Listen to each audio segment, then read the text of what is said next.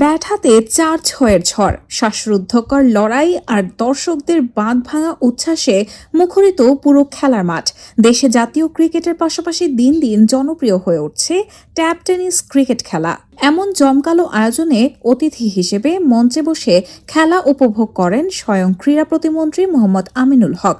উপস্থিত ছিলেন মুক্তিযুদ্ধ বিষয়ক প্রতিমন্ত্রী ইশরাক হোসেন সহ স্থানীয় সংসদ সদস্য মুজিবুর রহমান। গ্রামের মাঠে এমন খেলা দেখে আনন্দিত ক্রিকেট প্রেমীরা। আমরা খুবই আনন্দের সাথে খেলা উপভোগ করছি এবং আমাদের টিচারদের সাথেও খুবই আনন্দের সাথে উপভোগ করছি। আমরা এখানে এসে খুবই আনন্দিত। আমরা সচরাচর ক্রিকেট খেলাটা আমাদের এই গ্রাম অঞ্চলে এইভাবে আয়োজন করা হয় না, বা হয় না বলা চলে। সেটা দেখা যায় আমাদের ঢাকা মিরপুর স্টেডিয়ামে বা অন্য কোনো স্টেডিয়ামে যে খেলা দেখতে হয়। কিন্তু আমরা এই যে ঘরের বাড়ির পাশে যে এসেই আমরা খেলা দেখতে পারতেছি, এটা আসলে অনেক বড় একটা অ্যাচিভমেন্ট আমরা বলতে পারি। আসলে মাঠের অবস্থা আগে খুবই ভয়াবহ অবস্থা ছিল, যেরকম মনে করেন মাঠে খেলাধুলা ওইরকম ভাবে করা যেত না, ময়লা ফালানো ছিল। কিন্তু এখন আল্লাহর রহমতে মাঠের পরিবেশটা খুবই সুন্দর, আর খেলাধুলা করে অনেক ভালো মনোযোগিতা আসে। আবার হলো যে যুব সমাজ নেশার বিরুদ্ধে, এই যে নেশা না করে খেলাধুলার প্রতি আকৃষ্ট হচ্ছে, এটাই আমাদের কাছে অনেক কিছু।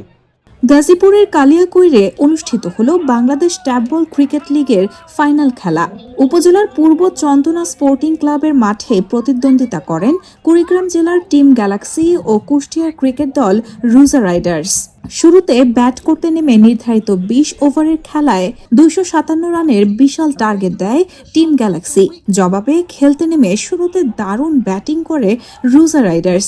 শেষ পর্যন্ত ১৯ ওভারে ১০ উইকেট হারিয়ে ২৪৪ রান করলেও মাত্র ১৩ রানে ফাইনাল ম্যাচে হারে রুজা রাইডার্স।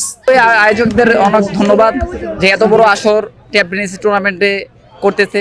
এটা আমাদের যারা ট্যাব টেনিস প্লেয়ার আছে তাদের জন্য অনেক ভালো। এইরকম বড় বড় আসর করলে এদিক থেকে অনেক প্লেয়ার উঠে আসবে। বাংলাদেশের ক্রিকেট যেখানে গ্রাম বাংলা থেকে ইন্টারন্যাশনালে যেখানেই বাংলাদেশ ক্রিকেট হবে সেখানেই টাইগার রবি হাজির হয়ে যাবে। ছাত্র ও যুব সমাজকে মোবাইল আসক্তি ও মাদক থেকে দূরে রাখতে এমন আয়োজন আগামীতে আরো বড় খেলার আয়োজনে সরকারি সহযোগিতা চায় আয়োজকরা। রাষ্ট্রনায়ক তারেক রহমানের বিশ্বস্ত দুজন হাতিয়ার এখানে এসেছেন, অবশ্যই নেতার নির্দেশ মেনেই তারা এখানে এসেছেন। আমরাও আশা করি আমরা বিটিসিবি বোর্ডের সাথে যারা সম্পৃক্ত, আমাদের নিজের অর্থায়ন দিয়ে নিজের শ্রম ঘাম দিয়ে আমরা যতটুকু পেরেছি এনেছি। এখন রাষ্ট্র যদি আমাদের সহযোগিতা করে তাহলে আগামী বিপিএলে ইনশাল্লাহ আমরা পাকিস্তান, আফগানিস্তান, শ্রীলঙ্কা, নেপাল, ভুটান, আমরা ভারতকে আমন্ত্রণ জানাবো।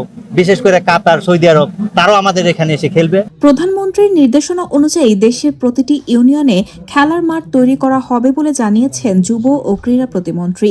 তরুণ প্রজন্মকে খেলাধুলার প্রতি আরও উৎসাহিত করতে মাঠের সুযোগ সুবিধা বাড়ানোর পাশাপাশি খেলাধুলোকে পেশা হিসেবে প্রতিষ্ঠিত করার উদ্যোগ নেওয়া হচ্ছে।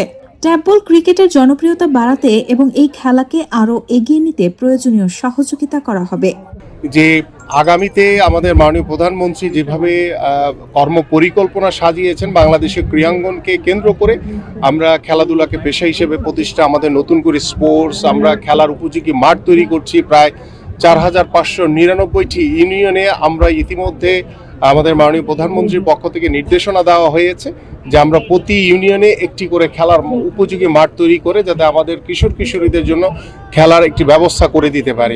যে এখানে অস্থায়ীভাবে যে একটা গ্যালারি বানানো হয়েছে এবং মাঠ তৈরি করা হয়েছে, এটা আসলে একটা স্টেডিয়ামেরই ন্যায়, মানে অনেক স্টেডিয়ামের মতো একটা পরিবেশ তৈরি হয়েছে। তো আমাদের মাননীয় ক্রীড়া প্রতিমন্ত্রী সব কিছুরই উত্তর দিয়ে দিয়েছেন এবং ভবিষ্যৎ পরিকল্পনাগুলো ক্রীড়া সম্পর্কে তুলে ধরেছেন। তা আমি একটু অন্য আঙ্গিকে বলতে চাই যে ক্রীড়া কিন্তু আমাদের জাতীয় পরিচয়ের সাথেও যুক্ত। আন্তর্জাতিক পরিমণ্ডলে একটা রাষ্ট্রের পরিচয় কিন্তু ক্রীড়ার মাধ্যমেও এটা তুলে ধরা যায়। খেলা শেষে বিজয়ী দলকে ও রানার্স আপ দলের মাঝে পুরস্কার তুলে দেন প্রধান অতিথি প্রতিমন্ত্রী মোহাম্মদ আমিনুল হক।